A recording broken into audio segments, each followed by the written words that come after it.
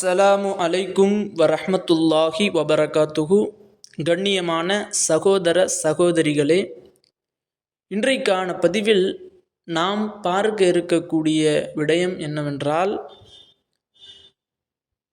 நபி ஸல்லல்லாஹு அலைஹி வஸல்லம் அவர்கள் சஹாபாக்களுக்கு கற்றுக் கொடுத்த இன்னும் 10 பலன்களை கொடுக்கக்கூடிய ஒரு அற்புதமான ஒரு திக்ரை பற்றி தான் நாம் இந்த ஒரு பதிவில் பார்க்க இருக்கிறோம்.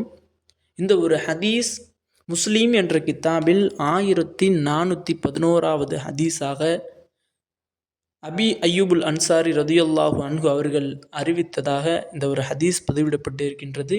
அந்த ஹதீஸ் என்னவென்றால், சஹாபாக்கள் இன்னும் யூதர்கள் அமர்ந்திருக்கக்கூடிய ஒரு அவைக்கு நபி அவர்கள் சென்று சஹாபாக்களை பார்த்து நபி அவர்கள் கேட்கிறார்கள், தோழர்களே, இங்கு இருக்கக்கூடிய யூதர்கள் இன்னும் இங்கு இருக்கக்கூடிய உங்களுக்கு நான் ஒரு 10 பலன்களை பெற்றுத்தரக்கூடிய ஒரு திக்ரை நான் உங்களுக்கு சொல்லட்டா, உங்களுக்கு கற்றுக் கொடுக்கட்டா என்று கேட்குறாங்க.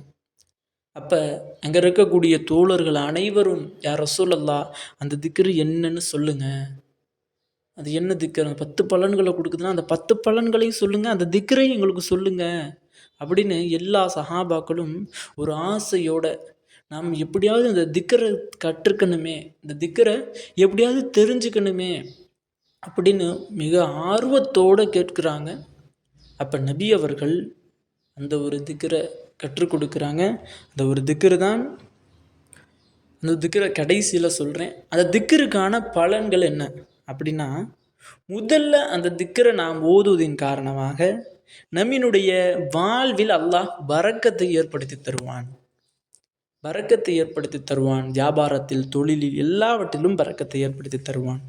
இரண்டாவது, நாம் நாடியதை, நாம் விரும்பியதை அல்லாஹ் நமக்கு பெற்று தருகிறான். மூன்றாவது, ரிசுக்கில் பரக்கத்தை ஏற்படுத்தி தருகிறான். நான்காவது, நம்மினுடைய 10 பாவங்கள் மன்னிக்கப்பட்டு 10 நன்மைகளை அல்லாஹ் எழுதுகிறான். ஐந்தாவது, பாவ மன்னிப்பு வழங்குகிறான். நாம் என்ன பாவ மன்னிப்பு அல்லாஹ்ட்ட கேட்டாலும், எவ்வளோ ஷிர்க்க தவிர என்ன பாவம் செஞ்சாலும் அந்த பாவத்துக்கான பரிகாரத்தை, அந்த பாவத்துக்கான மன்னிப்பை நாம் அல்லாஹ்விடத்தில் கேட்டோம் அப்படின்னு சொன்னால் கண்டிப்பாக அல்லாஹ் நிறைவேற்றி தருவான். ஆறாவது, பிடிக்காத விஷயத்திலிருந்து ஷைத்தான அல்லாஹ் நம்மிடத்துலேருந்து நீக்கிடுவான். நமக்கு எது பிடிக்காதோ அந்த விஷயத்திலிருந்து ஷைத்தான் அல்லாஹ் நம்மிடத்துலேருந்து நீக்கி வச்சிருவான். ஏழாவது, நம்மினுடைய வறுமையை நீக்கிறான்.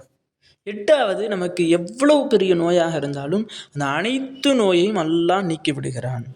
ஒன்பதாவது, நாம் எதை நாடுகிறோமோ, எதை நாடி இறைவனிடத்தில் இந்த திக்ரை ஊதி துவா கேட்குறோமோ அதை அல்லாஹ் உடனடியாக நிறைவேற்றி தருகிறான். உடனடியாக நிறைவேற்றி தருகிறான்னு சொன்னால் நம்மளுடைய துவாவை ஏற்றுக்கொள்கிறான். பத்தாவது, அல்லாஹ் நம்மை பிரியப்படக்கூடிய அடியானாக, பிரியப்படக்கூடியவனாக மாறிவிடுகிறான். அப்படிப்பட்ட அற்புதமான திக்ர் என்ன அப்படின்னு சொன்னால், லா இலாஹ இல்லல்லாஹு வஹதஹு லா ஷரீக லஹு லஹுல் முல்கு வலஹுல் ஹம்து பியதிஹில் ஹைர் யுஹ்யி வ யுமீது வஹுவ அலா குல்லி ஷைஇன் கதீர். ஆக கண்ணியமானவர்களே, இது ஒரு அற்புதமான திக்ர். இந்த ஒரு திக்ரை உங்களுடைய வாழ்வில் நீங்கள் ஓதுங்கள்.